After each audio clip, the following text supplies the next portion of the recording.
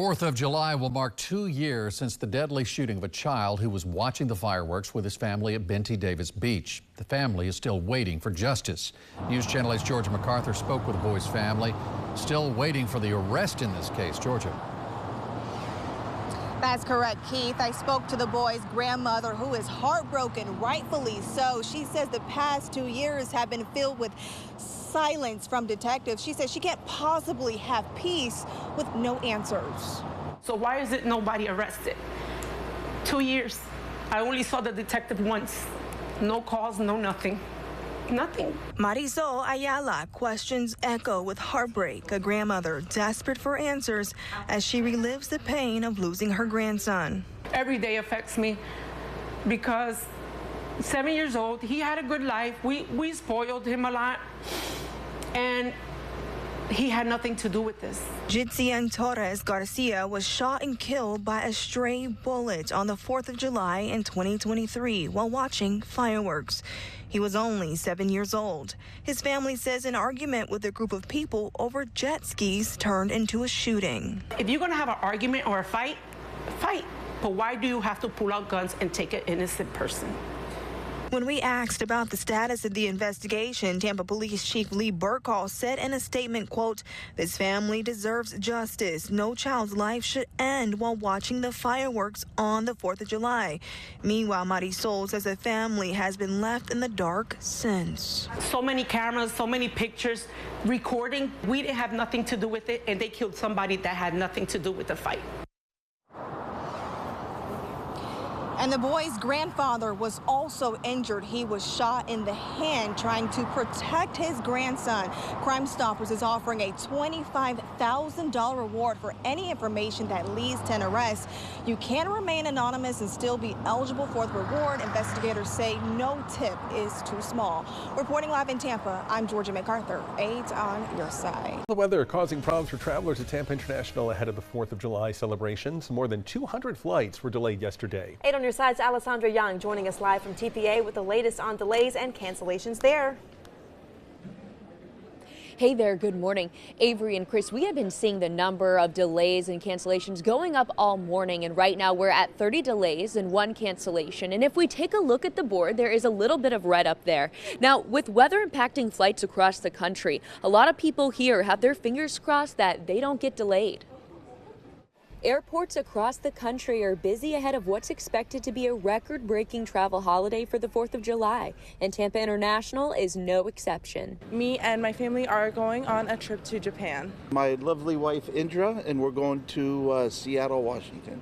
More than 200 flights were delayed yesterday at TPA, and travelers are hoping that doesn't carry over today. We were constantly checking when we're the type of people that check that type of thing, so we are just kind of hoping and crossing our fingers that doesn't happen to us. TPA says they expect more than 360,000 travelers to pass through the airport this holiday weekend. They anticipate their busiest day will be Sunday with almost 80,000 passengers, and travelers are noticing the high volume. There's a lot of people. There was a long line at check-in and ticketing. Yeah, there has been a lot of people just walking around the airport so far, and it's pretty early, so that's especially something to notice. Everyone wants to get to where they're going without delays, but travelers say sometimes you just have to roll with it. It'll be okay in the end. There's going to be another flight if it does get delayed, and it always works out. Across the country, TSA expects more than 18 million people to be traveling from July 1st through July 7th. And as always, TPA encourages you to just check with your airlines for any possible cancellations or delays. For now, live at TPA, Alessandra Young, 8 on your side. We are hearing now from the Tampa police officers who saved a woman from a burning car over the weekend. And you can hear just how intense this rescue was in their body cam video. Walk your hands, brother. Walk your hands. Yep. Come out here, baby. Come out. Come on. Come on. You got it. Come on. Come on. When I got there, I just wanted to help. Well, the crash happened Sunday on East Fowler Avenue near Bruce B. Downs Boulevard, not far from USF. The 4 officers who responded described what was going through their minds as they worked to free her. It was a pretty tough situation because the vehicle's on its side, so we didn't really have no entry points. You can see the fire actively growing. It really makes you need to act quick to get her out of there. That's what we hear, just what we signed up for. My whole focus was to get her out and preserve life.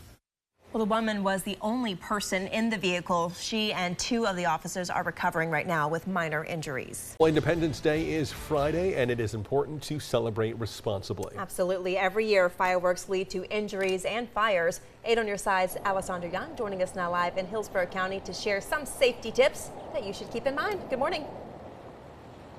Good morning. Avery and Chris, many people are going to have 4th of July plans, so while you're out celebrating this weekend, making sure everyone stays safe is critical. From cookouts to fireworks, the 4th of July is a time to celebrate, but those celebrations can quickly become disasters. AAA sees a spike in home insurance claims from fires and other mishaps tied to Independence Day parties. With all the celebrations going on, take a moment to ensure things are set up safely and you figure out what your backup plan would be if things go sideways. Experts say safety is a top concern as many families break out the grill for cookouts. AAA reminds you to make sure your grill is supervised at all times, keep a fire extinguisher or water source nearby, and keep the grill away from your home, kids, and pets. It's best to keep the flames on the food, not on the house. Keep in mind, July is peak month for grill-related fires. Experts say it's also vital to make sure your pool is safe and supervise young swimmers. It's especially important to keep a close eye on the kids and take every safety precaution when setting off any fireworks. Keep the explosives away from your home, your vehicle, trees, and other people. And don't forget about the animals, okay? They don't like fireworks. So make sure your pets are in a safe room before the sky goes boom. Now, a few more safety tips from AAA. Actually, Chris and Avery, this first one surprised me. They say that sparklers actually burn hotter than blowtorches, and of course to always wear eye protection when lighting any sort of firework. I'll have more safety tips posted on our website at WFLA.com. For now, live in Tampa, Alessandra Young, 8 on your side. Well, this week, Governor Ron DeSantis signed a bill into law authorizing the Pasco County School Board to pay $1 million to a man hit by a school bus nearly 2 decades ago. Tonight, that man's mother is speaking out about her family's nearly 2-decade wait for that settlement money. News Channel 8's Nicole Rogers joins us now live at St. Joseph's All Children's Hospital, where that teen was bay flighted back in 2006. It's been a long wait. Keith, Janet has. It was nearly 2 decades ago when that mother stood right here in this hospital as a doctor told her if her son lived, he would never be the same. Now, after nearly 20 years of her quitting her job, being a full-time caregiver, living off food stamps, and barely surviving, she says this was never about the money, but she's happy to finally end their suffering. Rob and Marcus has been in a really bad accident, and it doesn't look good. It's the call that changed Robin Button's life forever. A friend picked up Robin's son, Marcus, on the morning of September 22nd, 2006, when deputies say a school bus pulled out in front of them.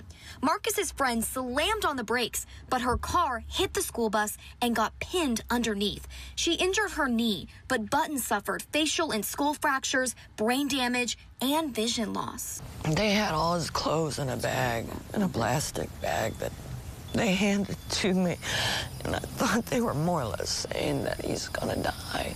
Robin says when Marcus woke up, he wasn't himself. From speaking in different accents to hallucinating, Robin says Marcus's life will never be the same, and neither will hers. After her husband died, Robin quit her job and started caring for Marcus full time. We've been struggling a long time, and I'm just sick of struggling, and I want to be able to go grocery shopping instead of trying to live off $50 a piece each month in groceries, because that's all we get from food stamps is $50 a piece. In 2007, Marcus's parents sued the Pasco County School Board. They settled at $1.2 million, but a Florida statute capped that at $200,000 for nearly 2 decades, until this week, when Governor Ron DeSantis signed Senate Bill 8, finally letting the school board give Marcus the remaining $1 million. This means I don't have to wake up every day and wonder if it's going to happen. Does this bring you any closure back to 2006? No, it does not bring me back any closure, because I still have to live through it for the rest of my life, and he has to still live through it through the rest of his life. So what happens next? Well, Robin says she hopes that this brings some relief to Marcus and maybe they can try out some new things to try to find Marcus some more independence. They even mentioned trying out the McDonald Training Center. For now, live in Tampa, Nicole Rogers, 8 on your side.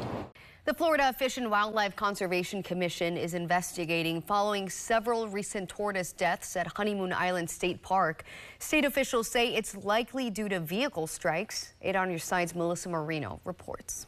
Officials are very concerned. They've put these signs up throughout the park warning drivers to slow down because of the gopher tortoises, and they are especially concerned with the holiday weekend coming up. Growing concern at Honeymoon Island State Park after several gopher tortoise deaths in the last 2 weeks. Lori O'Connell visits the park often and heard about the recent deaths. They're amazing creatures, so it really is heartbreaking to hear that some of them have lost their lives just due to carelessness. Gopher tortoises are a threatened species, and both the tortoise and their burrows are protected under Florida law. They're threatened, and they're really important because they're what's called a keystone species. So there's like 350 other kinds of wildlife that rely on that burrow that they actually make. So that's why they're so important. The State Department of Environmental Protection and Florida Fish and Wildlife are investigating. They say the recent deaths are likely due to vehicle strikes. In response, park staff have posted signs. They're increasing monitoring and urging visitors to drive with caution. Slow down, keep your eyes on the road as you're enjoying the park. If you see them there trying to cross the road, you can help them go into the direction that they're trying to get to. FWC stressing if you see a gopher tortoise that appears to be in distress, they want to hear from you right away. They have an entire section on the FWC website devoted to gopher tortoises and resources. Melissa Marino, 8 on your side.